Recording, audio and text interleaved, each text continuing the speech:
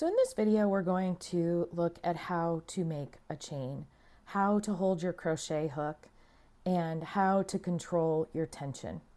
So the first thing that we're going to talk about here is the slip knot. This was covered in a previous video, so if you have not yet learned to create a slip knot, you should go back and watch that video. So when it comes to holding your yarn, there are many different ways that people will teach you to hold your yarn, and the whole purpose of holding your yarn is so that you can control the tension. So this is, I'm holding on to my slip knot here. I've got the tail off in my right hand. I am a right-handed crocheter. On the left hand, I'm going to take the working yarn and I'm going to loop it around my finger all the way to the back. This is around my pinky.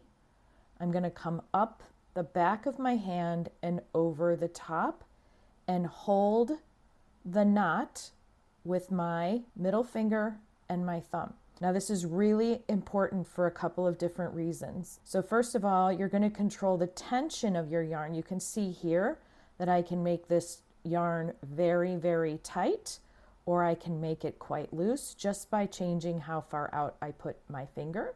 And the second part of controlling my tension is actually in this pinky here. So when I'm holding my yarn, if I bring my pinky in and hold it tight, no more yarn will come out and I can control how tight that is. If I allow my pinky to come out, you can see that it's very easy for me to pull more yarn. So the muscle memory that you want to create with your hands is that your pinky is going to come in and out to control how much yarn you have, and your index finger is going to control how much tension you put onto this yarn here. Why is tension important? Because it helps you to create consistent stitches when you are crocheting. It's really important that you hold your piece with your middle finger and your thumb. Many new crocheters will try to hold it like this because that's what will come natural. When you do that, you have absolutely no control over your tension. So you are going to want to get used to holding it with your middle finger and your thumb. Now to do a chain, what we're going to do is we're going to be putting in our hook into our slip knot here. Now, some people will hold their hook like this, like a pen, like you're going to write. Some people will hold their hook like a butter knife. That's actually how I hold my hook, is like a butter knife. So if you are someone who holds your hook like this, you will need a little bit different instruction. I'm going to hold mine like a butter knife, and I'm going to hold it with the hook part down. When I go into that loop, I'm going to go and grab my yarn, twist around and bring it through that loop. And then as you can see, I'm releasing my pinky so that I can have more yarn come out. I'm going to have just enough yarn come out, and then I'm going to close that pinky back up down here so that I can control how much yarn is there. Again, I'm going to grab the yarn, bring it through that loop, and come up. Now I'm going to move my thumb and my ring finger up to where I'm stitching. That helps me control the piece.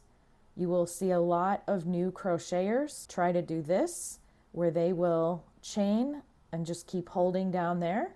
And as you do that, you lose control of the consistency of your chains. You will also begin to pull on the yarn. And as you can see, as I pull my finger back, the loop here on my hook gets tighter. So if you are crocheting very tight, it's likely that you are either pulling down with these two fingers here, or you are pulling out with this finger here. The actual tension that you want on that loop is, imagine if you had this hook and one more hook underneath it to fit. That's ideal for your tension. So I'm going to grab the yarn again. I come from the bottom around so that my hook is pointing down. I pull through and then I twist the hook back up. I'm going to do that again. I go in, twist down, pull through, and back up. I'm going to move my fingers up again, twist down, pull through, back up. And each time I'm making that loop on my hook, about the same size. That's what's going to keep our chain very consistent, is that that loop is the same size. You don't want the loop to be too big and you don't want it to be too small. Remember that when you go back to crochet into this chain, you need enough space for your hook to get back in under these stitches. So you are going to want to make sure that your chains are not super tight. That is a very common thing with new crocheters, is tight. So just make sure that you are pulling enough yarn into that loop so that when you go through it, again, I go under, down, and through, that you have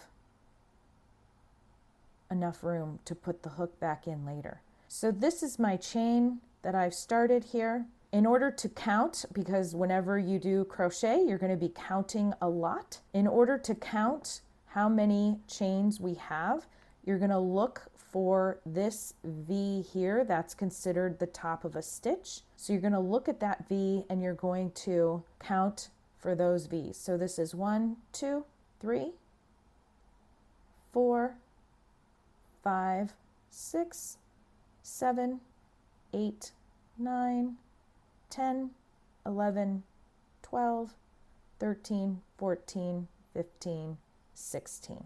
That is how you start most crochet projects, is with a chain.